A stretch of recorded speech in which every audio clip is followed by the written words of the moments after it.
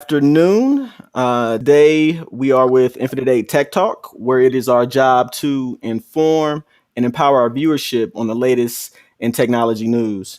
And we have with ourselves the lovely Jamme Collins, and then also our colleague, Mr. Brandon Foster, as well. If you guys want to say hi. Hello. Hey, how's it going? All right, and this is sponsored by the Quantum Coin Foundation, whose mission is to address intergenerational poverty using cutting edge technologies. And first, we'll start with news in the Infinite A ecosystem. And so currently, the Quantum Coin Foundation is partnering with Infinite Eight Institute to offer grants to onboard apprentices covering 6 weeks of work and on the job training in Quantum Coin. Also, Infinite Eight opened up the Apprenticeship Information Marketplace and Industry 4.0 job board. And you can visit www.infinite8institute, that's Infinite 8, the number 8, Institute, /apprenticeships for more information. And so we're going to jump into the Bitcoin news. I think you guys are going to be entertained today. Currently, the price of Bitcoin is $43,336.25. It is actually up 1.63% in the last 24 hours, but it's down 8.69% in the last 7 days.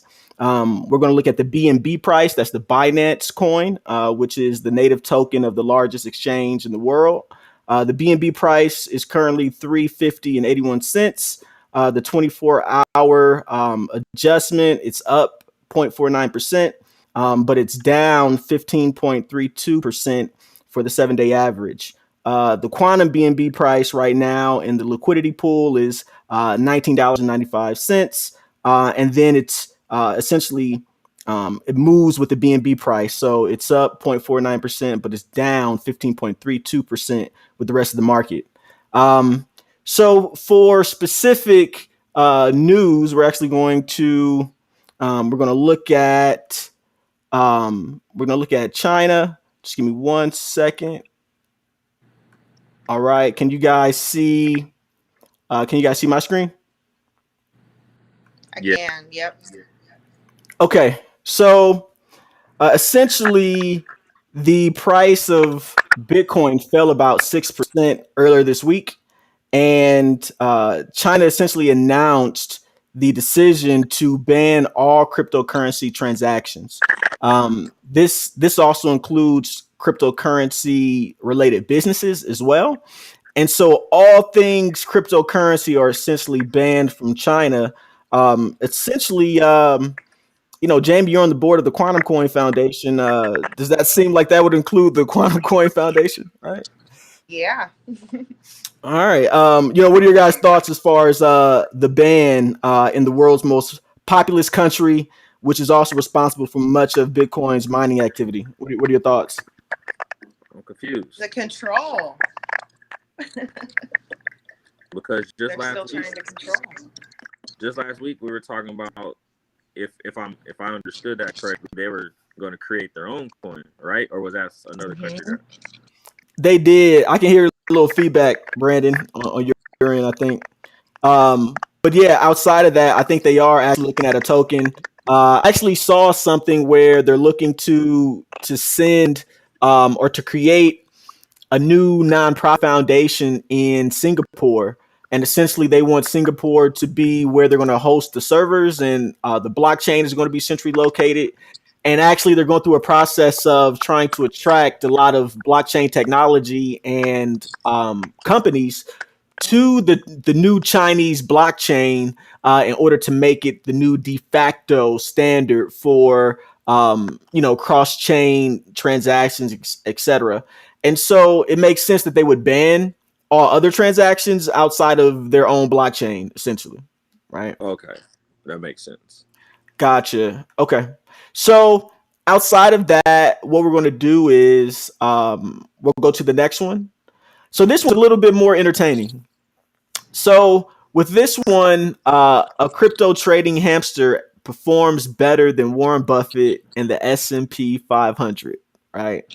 Okay, so this is how it works. So essentially, the cage is designed in such a way where the hamster can select different digital currencies, right? And then he decides if he's going to run through one of two tunnels. One tunnel is the buy tunnel, the other tunnel is the sell tunnel. And that's how he chooses whether he's going to buy or sell a particular cryptocurrency. And this decision is actually sent over the markets in real time. And so, the hamster actually is doing, a pretty good job. I mean, what are your thoughts? That we put so much time and effort into different systems and strategies, and the hamster ended up beating us all out. I mean, it's genius for them. It was genius. Whoever set it That's up, man. genius. It's very genius, but I'm also not going to question. I'm going to just go with it. If it's working, Right. Are you right? if it's working, I'm going to go with it.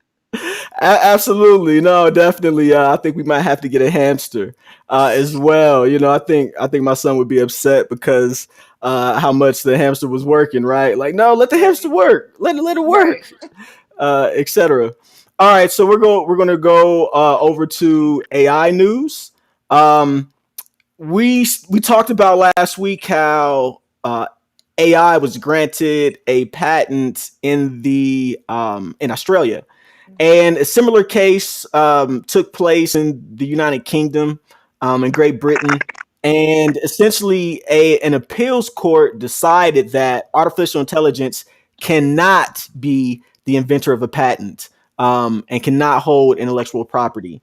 And so, essentially, you're saying that the AI itself cannot create. They essentially said that you have to go get a human in order to patent this technology. I mean, what are your thoughts about that? I don't disagree. Gotcha. Could you kind of put some meat behind that? I don't I mean, disagree yeah, for because now. the the paperwork and all the different rules and regulations that go behind creating a patent. At this point in time, only a human can do. So until they I know. figure out how to actually place an AI within the society, it's still, but it's that's the gray area. Until they figure that part out, it will have to go to the creator of the AI, the person who made it. That's interesting. Also, I agree it would be difficult until AI can have a bank account and can actually pay out if it actually does something that a person wants to sue it for. But at this point in time, I do agree that the only way that you would get some type of reimbursement, damages, or compensation, it would be through actually going after a human being. Yeah. Jam, you got anything else to add? I was gonna say the same thing. It's just so iffy right now. You have to have a human being there. Absolutely. Okay. All right. Let's go to our next story. Um, Here, I think this was like within the last 24 hours. Tesla can now request full. Um, Tesla drivers can now request full self-driving access at the press of a button.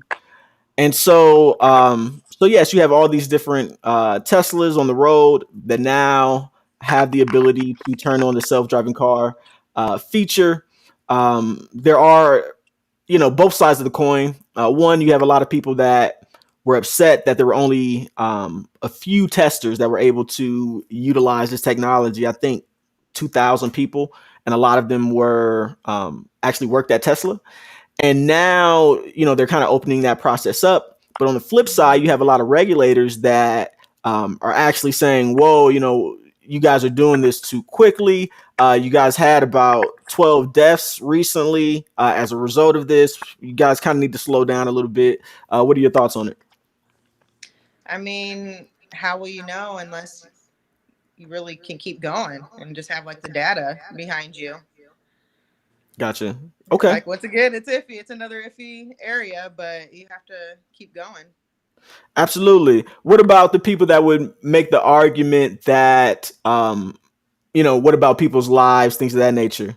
What's your thought process as far as that's concerned? I mean, that's definitely at the top, people's lives being at risk. But until they can figure these kinks out, you know, obviously that's the main focus. Absolutely. One of the things that's interesting, there are annually about 30,000 deaths as a result of car accidents. And so the argument would be that, from Tesla's standpoint, suppose that all vehicles on the road were Teslas and you only had, maybe 100 or 200 deaths that year. The argument and the self-driving car industry's argument is that, that would be less than the 30,000, annually as well. Brandon, what are your thoughts? No, I agree. If the data supports the percentage as far as like per units or vehicles that are out there, what percentage results in deaths, and it comes back to be like a small percentage, then I don't really see a issue with it. But with more data and more getting more vehicles out there, only time will tell. I don't think it's a bad idea though. Absolutely. So the 12 deaths that did occur, that's just part of being driving a motor vehicle. It happens.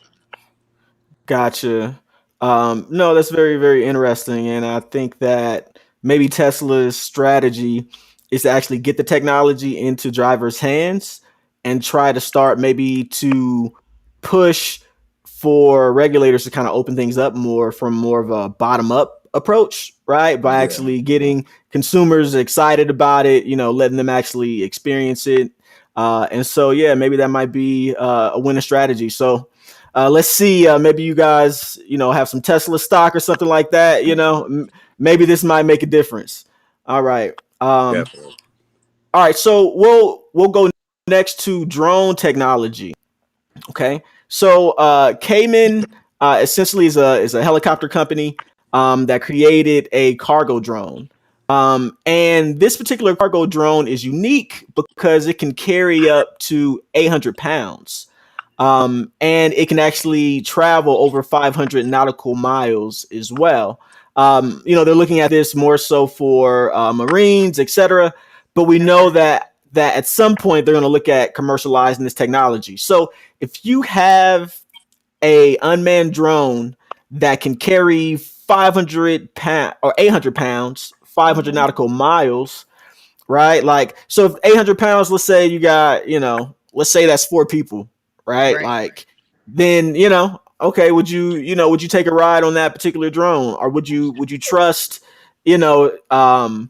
cargo, maybe something expensive, of yours, like laptops, electrical equipment, things of that nature, maybe your great grandmother's urn, something like that. Like, what would you trust that technology?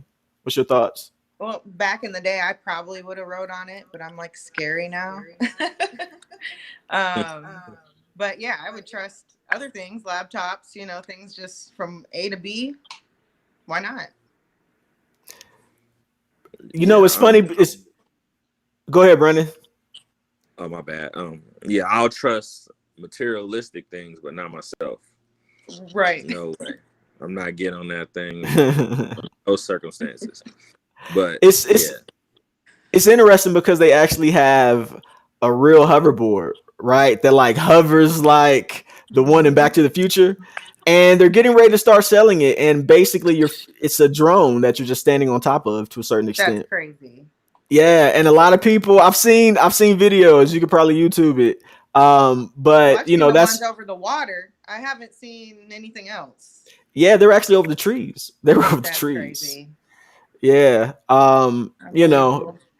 Yeah, that's crazy. So, okay, so let's look at let's actually look at the cyber industry. Essentially they're talking about states are at a disadvantage in the race to secure cybersecurity professionals.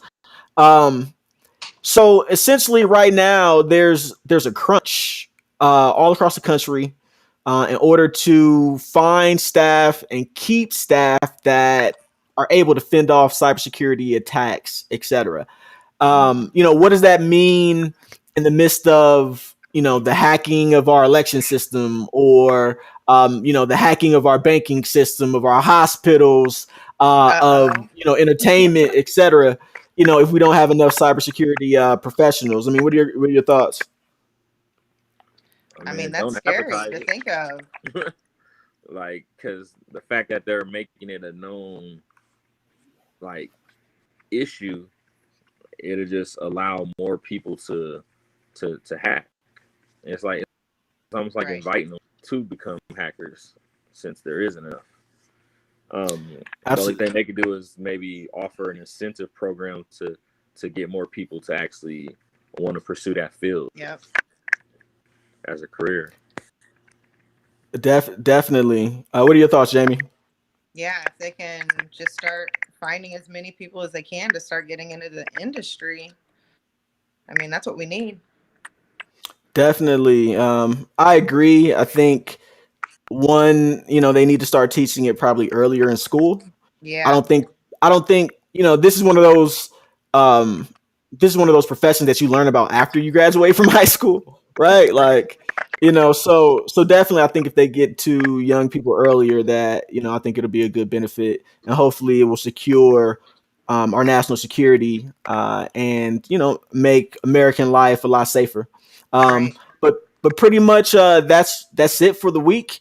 Thank you guys for joining us. Go ahead and join us again next week around the same time. I want to thank Jamie and Brandon for joining us as well. And otherwise, we'll see you guys next week. All right. See you later. See you. All right. Awesome.